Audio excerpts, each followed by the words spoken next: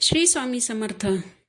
तुम्हा सर्वांचं श्री स्वामी समर्थ कृपा या चॅनलवर मनापासून खूप खूप स्वागत. स्वामी महाराज तुमच्या सर्व चांगल्या इच्छा पूर्ण करोत हीच स्वामींच्या चरणी प्रार्थना करते आणि आज या नवीन व्हिडिओला सुरुवात करते. 24 जुलै 2024 रोजी आलेली आहे संकष्ट चतुर्थी. संकष्ट चतुर्थी म्हणजे विघ्नांचा, अडचणींचा नाश करणारी चतुर्थी. संस्कृत भाषेतील संकष्टी या शब्दाचा अर्थ कठीण प्रसंगातून, अडचणींतून सुटका करणे असा आहे. कोणत्याही प्रकारचे दुःख असेल, त्रास असेल तर त्यापासून मुक्त होण्यासाठी चतुर्थीला उपवास करून गणपती बाप्पाची विधिवत पूजा केली जाते. गणपती बाप्पांची जी काही व्रत केली जातात त्यापैकी संकष्ट चतुर्थी हे व्रत अतिशय महत्त्वाचं आणि प्रभावी मानलं जातं. संकष्ट चतुर्थी हे व्रत शीघ्र फलदायी आहे. त्यामुळे कोट्यावधी गणेश भक्त या दिवशी उपवास करतात. चतुर्थी ही तिथी विद्येची आराध्य देवता गणपती बाप्पाला समर्पित आहे. संकष्ट चतुर्थीला गणेशाचं तत्व पृथ्वीवर जागृत असतं आणि ते नेहमीपेक्षा 1000 पटीने कार्यरत असतं. त्यामुळे तुमच्या मुलांच्या बाबतीत जर कोणत्याही अडचणी असतील, विघ्न असतील तर ती दूर करण्यासाठी तुम्ही या दिवशी काही उपाय केले तर ते उपाय लवकर फलदायी ठरतात. तर असाच एक हिरव्या मुगांचा उपाय मी आज तुम्हाला या व्हिडिओमध्ये सांगणार आहे. यासाठी तुम्ही व्हिडिओ शेवटपर्यंत पहा. चॅनलवर नवीन असाल तर चॅनलला सबस्क्राईब जरूर करा. गणपती बाप्पा ही ज्ञानाची आणि विद्येची देवता मानली जाते. त्यामुळे प्रत्येक आईने आपल्या मुलांसाठी हिरव्या मुगाचा हा उपाय जरूर करावा. हा उपाय केला तर मुलांची अभ्यासात प्रगती होईल. मुलांना नोकरी नसेल तर नोकरी मिळेल.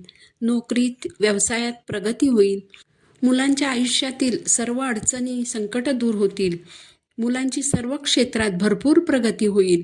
हिरव्या मुगाचा हा उपाय लहान मुलांपासून ते मोठ्या मुलांपर्यंत सर्वच मुलांसाठी हा उपाय आईने करायचा आहे. मुलं जर हट्टी असतील, ऐकत नसतील, मुलांना नजरबाधा, नजरदोष होत असेल, त्यामुळे मुलं अभ्यासात मागे राहत असतील, मुलांची नोकरीत, व्यवसायात प्रगती होत नसेल, मुलांना सतत कशाचा ना कशाचा त्रास होत असेल, मुलांवर सतत विघ्न येत असतील तर ते सर्व दूर करण्यासाठी हा उपाय करायचा आहे. यासाठी संकष्ट चतुर्थीच्या दिवशी सकाळी लवकर उठायचं आहे. स्नान करायचं, सूर्याला अर्घ्य द्यायचं, घरातील देवांची पूजा करायची. त्यानंतर घरातील देवघरात जर गणेशाचा फोटो असेल तर तो स्वच्छ पुसायचा. जर गणेशाची मूर्ती असेल तर मूर्तीवर प्रथम पाण्याने, मग पंचामृताने अभिषेक करायचा, मग पुन्हा स्वच्छ पाण्याने अभिषेक करायचा. त्यानंतर गणपती बाप्पांची पूजा करायची.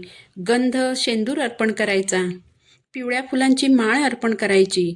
वस्त्र, जानू अर्पण करायचं. ओलं हळद कुंकू आणि ओल्या अक्षता अर्पण करायच्या. गूळ खोबऱ्याचा नैवेद्य दाखवायचा. आरती करायची. यानंतर आपल्याला हिरव्या मुगाचा उपाय करायचा आहे.